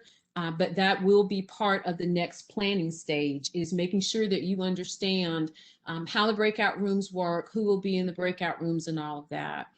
I will be conducting some breakout session practices to just show you what the breakout rooms look like in WebEx. You all have provided me with some information, so I'll be emailing you details about when I will do those demos for you. They will not be meetings, they will just be demos. So all I will be doing is walking and talking you through the breakout rooms and how you get there and what happens once you get there. So it'll be very brief time for a demo, but it will be important to help you begin to understand what evaluation week will look like in a virtual way. Also, some updates and changes that are things that are different this year is for the sample materials that publishers are submitting that you and the advisors will be reviewing and evaluating. If they're submitting materials that are print materials, in the past, publishers have mailed those things to your sites that you have selected, and you've had access through your sites. This year, because of everything being shut down and all the social distancing and concerns for the pandemic, we have asked publishers to provide anything that would be in print. We've asked them to provide those in electronic format. So those electronic versions of the print materials have to be complete, they have to have the same format, and they have to have the same content. So we have asked them to be sure that if they're providing electronic versions of print materials, that it is the exact same thing. You will receive links and or access information for those materials, and we'll make sure that all of that information is available when it's time for evaluation week. Evaluators are going to continue to use the evaluation platform that Kenya and Rodney just showed and discussed. That will still be the method for providing the comments and the votes and all of those things. We're just going to be using a new site to get materials and bids from the publishers. Now, those sample materials that are technology-based or other non-print materials, those materials have to be provided also electronically or through access information. This has been asked for in the past, so this really isn't new, but we have been more specific on our instructions for the publishers providing navigation information for these types of materials that are either technology-based or non-print. So we are still asking for access information, link, login, password, all of those things, but we're specifically asking provide navigation instructions either by video or screencast, no longer than 10 minutes. And then publishers can also provide that information in an electronic document. So we are asking for either or, but we want to have the specific navigation directions. There was a lot of concern when you all had your last adoption and your deliberations on being able to actually have the opportunity to evaluate materials based on whether or not you can navigate the materials. So we are hoping that this will solve that problem for this year. So that is the biggest update that I think has been made for this part, is asking specifically for the video or screencast or the electronic document. We'll also be able to have a link for access to that video or screencast or the electronic document. So those types of things will be made available to you all. Lastly, I do want to highlight another big update or a redesign of the process is that a Google site was created for this part of the process to happen, the part of the process where the publishers submit materials and the part of the process where commissioners and advisors access those materials that are submitted. So publishers are in the process now of completing their bid documents, but they also have the deadline coming up. You would see that in the tentative schedule for submitting their materials, the print, the technology-based, and the non-print through this online site. So this online site is where they will put everything that's a part of their bid. So once all of that has happened, everything will be put together from the various publishers in terms of the document that shows all of the bids, all of the components of the bids, so that you all will have access to that information. And then you'll also have access to the links and the electronic files that publishers are submitting. You, as well as the advisors, will access these materials through the Google site. So as with the evaluation platform that Kenya and Rodney just discussed, you will get some login information for the Google site as well. The advisors will too. So as everybody is coming on board and as we're moving toward having materials, then you will receive everything that you need to know to be able to go to this site, as well as being able to support your advisors. And that covers all of the main highlights that I was able to think of that would probably be of a major concern for you at this point. But I will pause to see if you all have any questions or concerns about any of the information that I have provided.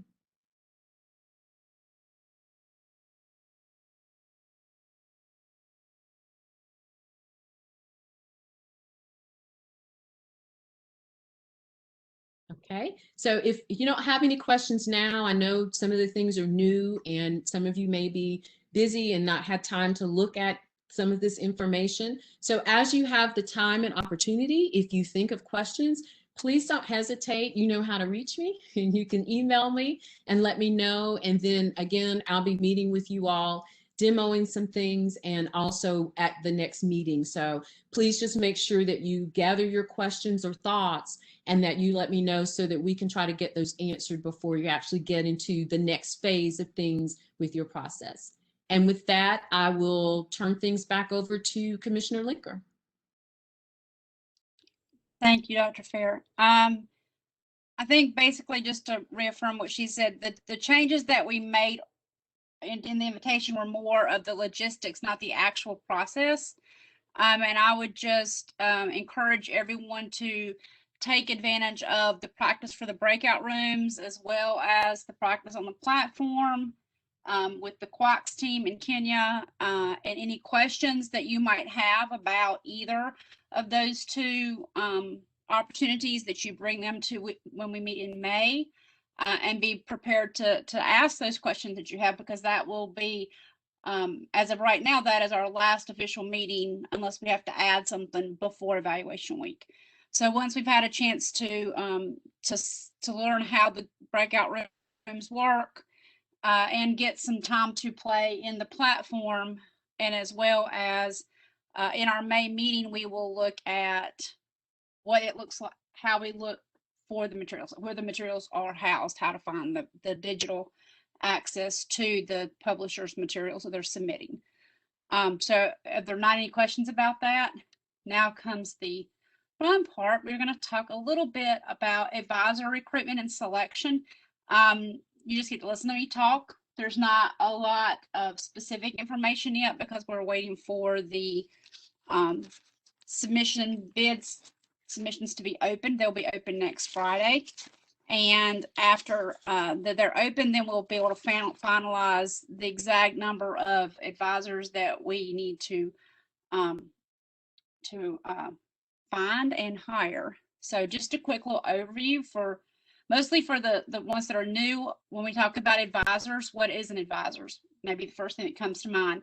Advisors are selected from a large pool of qualified applicants that we collect, that will represent all of the regions across the state, all 8 education regions.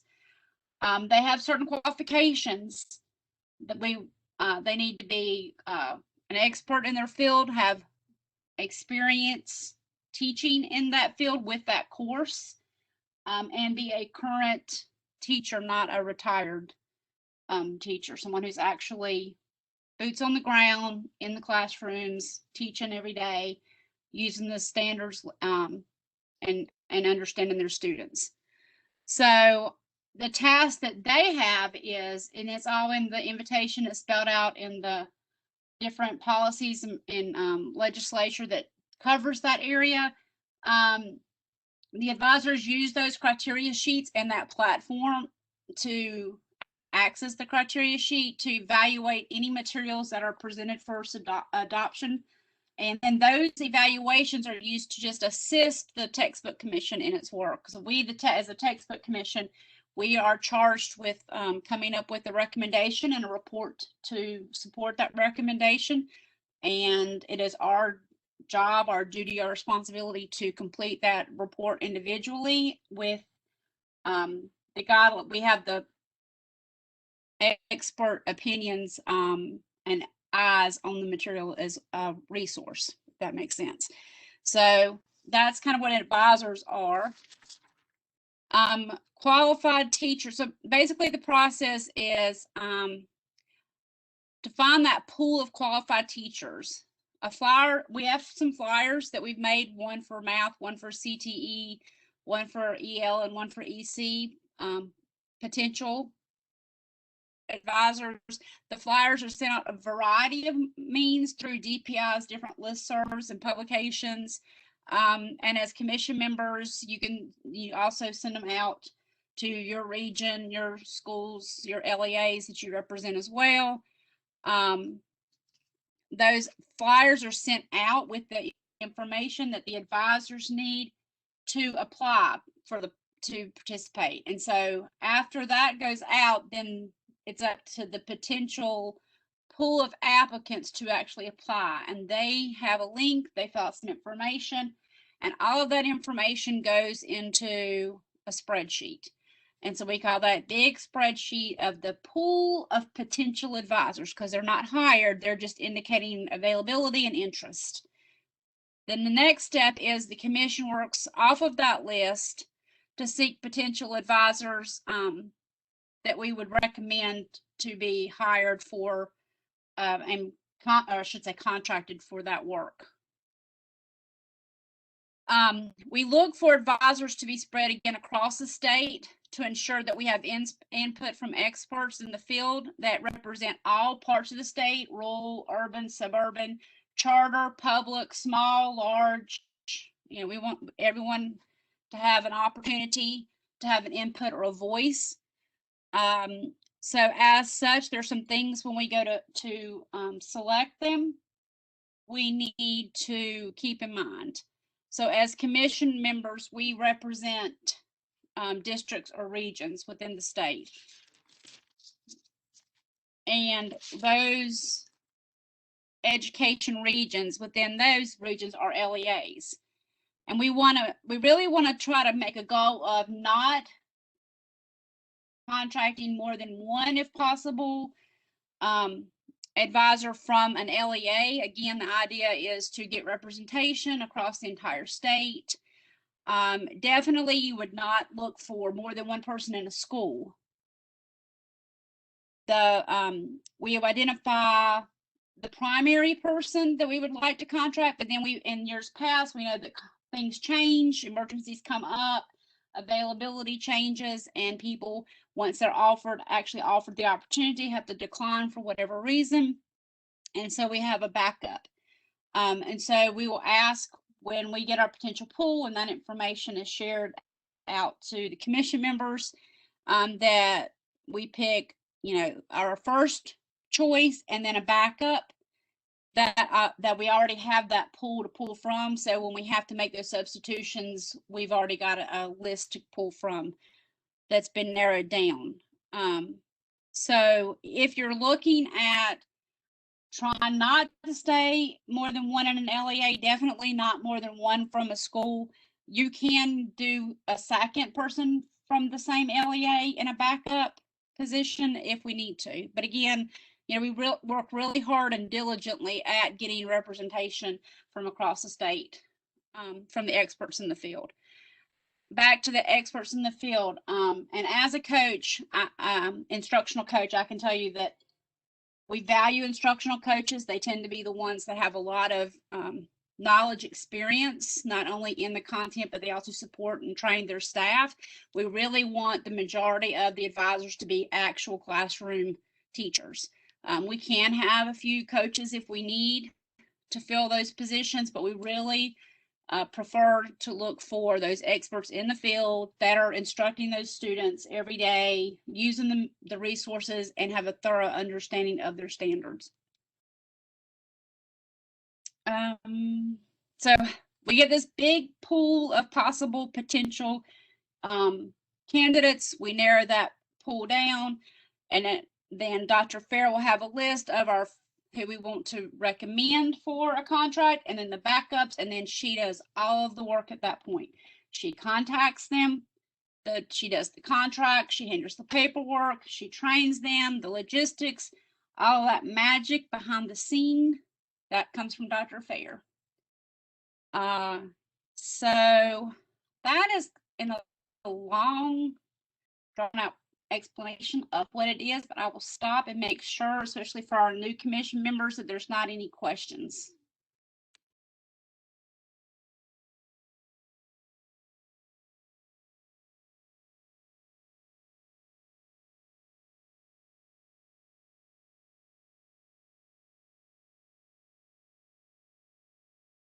And since I do not see any questions, I'm going to go on. There's some information that's going to come out more in a communication in an email. There's going to be a spreadsheet with additional details that you need to look out for. We have a general idea of how many advisors we need. We kind of estimate based on the number of courses, and that we want at least 3 to 5 eyes on each submission if possible. But I will say we'll have the final information once the bids are open next Friday. So not this coming week, but the first week in May, sometime that week, be looking for an email. It's really critical that we act on this and respond. I know it's a busy time of year for all of us. We're getting into testing season and into the school year, wrapping up one, starting to plan for the next one. But it's really going to be a timely thing that we have everything we need in place before we come back in May. Because again, we won't meet again from May until we come back in June, and we need to really have those contracts out by about the time we come back for our May meeting, if not right after that. If you remember, we're looking at middle of June for evaluation week, so we don't have a lot of time. We've already talked about, Dr. Fair and I have kind of talked through how we're going to look at the math and the EC and the EL. Those aren't as complex as the CTE. And so just to kind of keep in mind, again, this will be in an email with the specific stuff for CTE.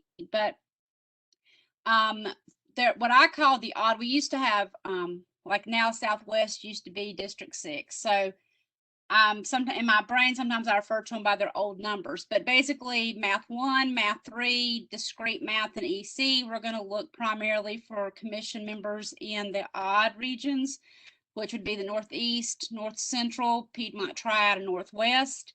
For each of those regions to get one, or identify their number one person and then a backup person for Math 1, Math 3, discrete math, and EC. And then we will look for the even regions or districts to recommend one advisor and one backup advisor for Math 2, Math 4, pre-calculus, and EL.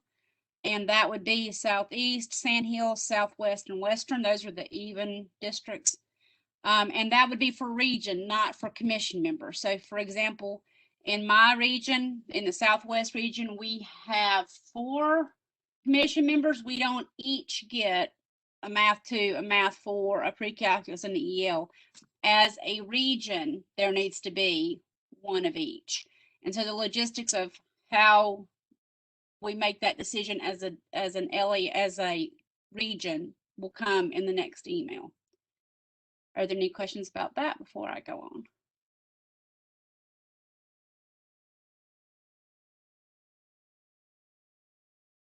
Okay, so CTE is a little more complex because as in the presentation, there are program areas, and then within the program areas, there are pathways. And we were originally estimating 96 possible advisors. That was just ballpark and not knowing exactly how many submissions we're going to have, but there are a lot of courses. And the consultants at DPI helped. We went through, actually in preparation for doing it last year. Last spring, we went through all the titles and what advisor could we contract that could do multiple courses. And so that's what makes it a little more complex. So you'll actually end up with a spreadsheet of, it'll have it tends to be pretty much pathway, but the pathway that you would be looking for, and everyone's definitely not gonna have the same pathways.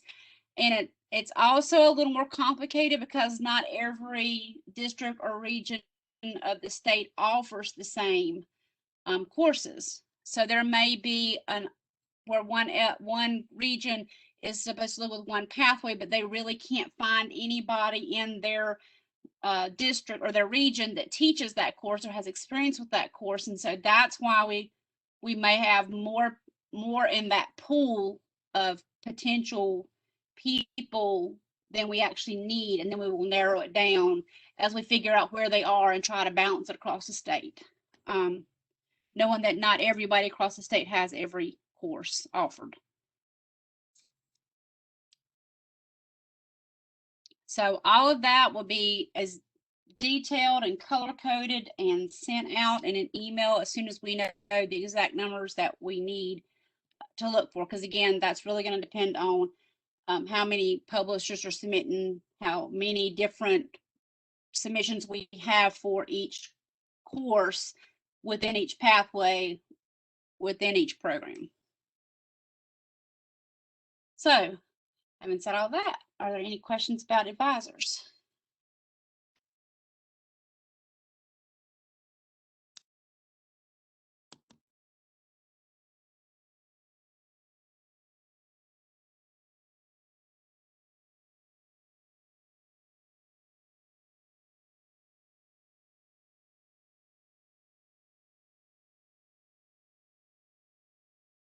Okay, so we will move on to next steps and questions and answers. Again, just another opportunity for anyone to ask any questions that you might have before we have a lot of things happening in the next month.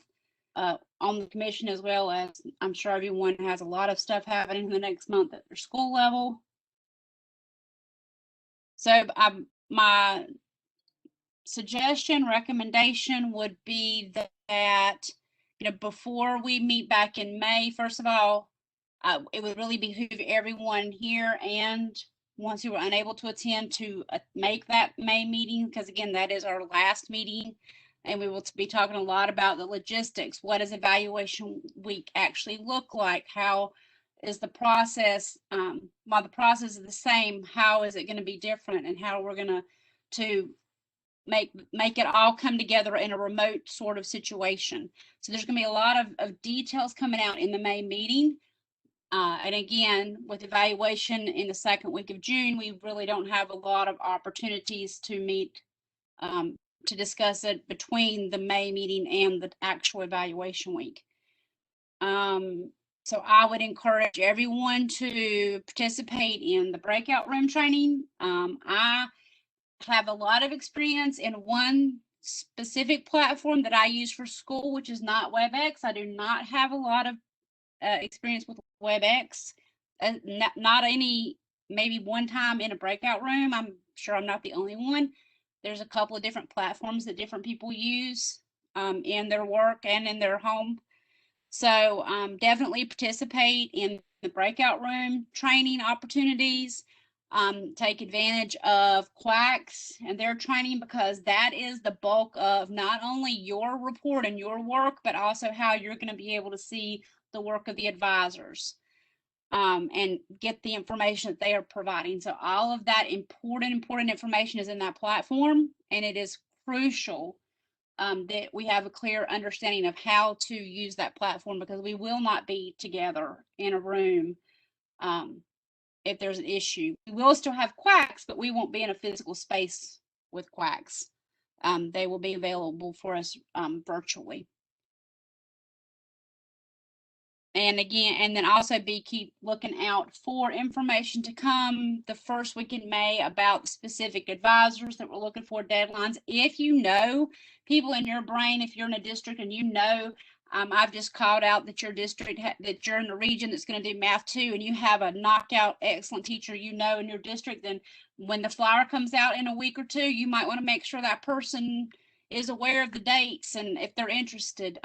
As commission members, we can put the information out, but we are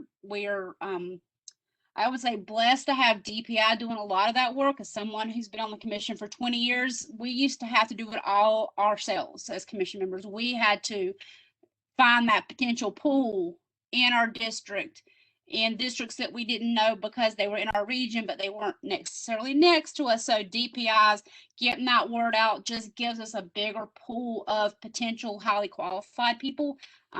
But you can also use your contacts and who you know, both as an educator, and then there are parents that represent us on the commission that also may know someone. They may have a student that had a phenomenal teacher that they, would like to say, hey, this is an opportunity. I don't know if you know about it, but, here's the information I have. But once they get that information, it is up to that potential advisor to follow through with the process with Dr. Fair and complete the necessary things for that. So that would be my recommendations, I would say, for our next steps before we meet, and then making sure that we can all get together and attend when we meet again at our next meeting in May. So if we have no questions, I have nothing else to say, believe it or not. Dr. Fair, did I miss anything? Anything that you think I should be reminding people or myself? I can't think of anything right now. You did an excellent job. You were very thorough. And as always, things may come up as we start to move forward. But for where you are now, I think you've covered everything. This is Commissioner Austin, and I do have one question. What will be the compensation for the advisors for this week of service? Dr. Fair, I think I'm correct. It's $150 a day. Yes, that's correct. It's the same. That's what's in our state board policy, 150 a day, Yes. 10 days. The difference, of course, being since it's remote, there would not be any transportation, any meals, anything like that compensation necessary. It would just be the daily stipend. They would be working from home. Thank you.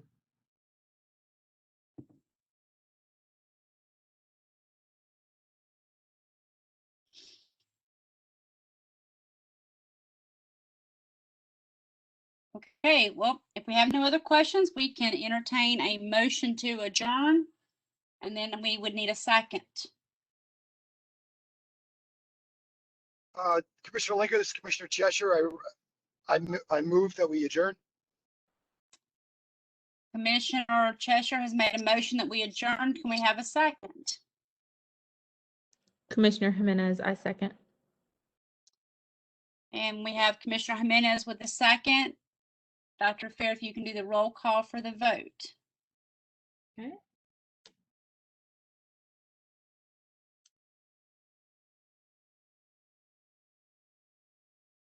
All right.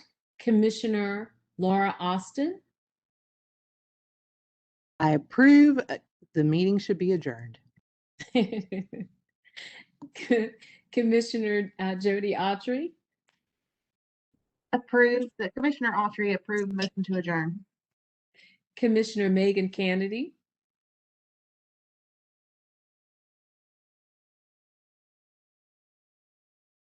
Commissioner Megan Kennedy. Commissioner Kennedy approved.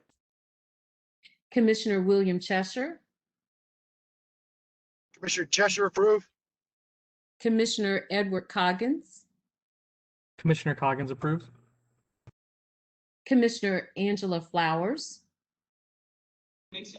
Commissioner Flowers approved. Commissioner Aubrey Gadet.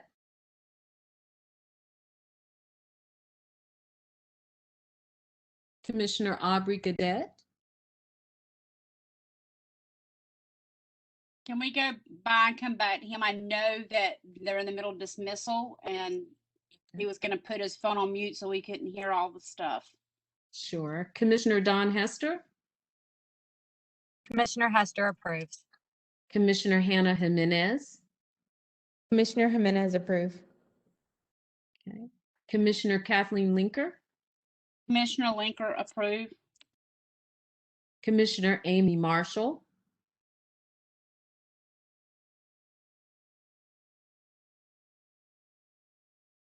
Commissioner Amy Marshall.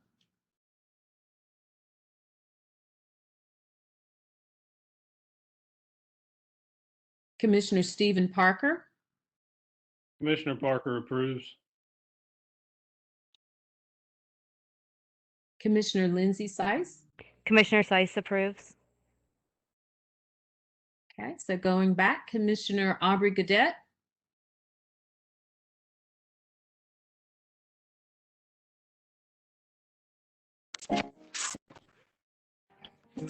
Commissioner Gadet approves. Okay.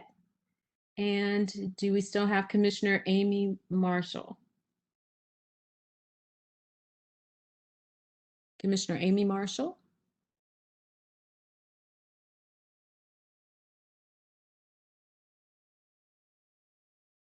All right, so without Commissioner Marshall weighing in, you have 12 of the 13 commissioners present that approve for ending the meeting. Okay, then a meeting is adjourned. I look forward to seeing everyone in May. Just a heads up, we might need to cut mics on. I mean, videos on. We'll let you know for sure. So have a good evening. Enjoy the rest of your day and have a great weekend.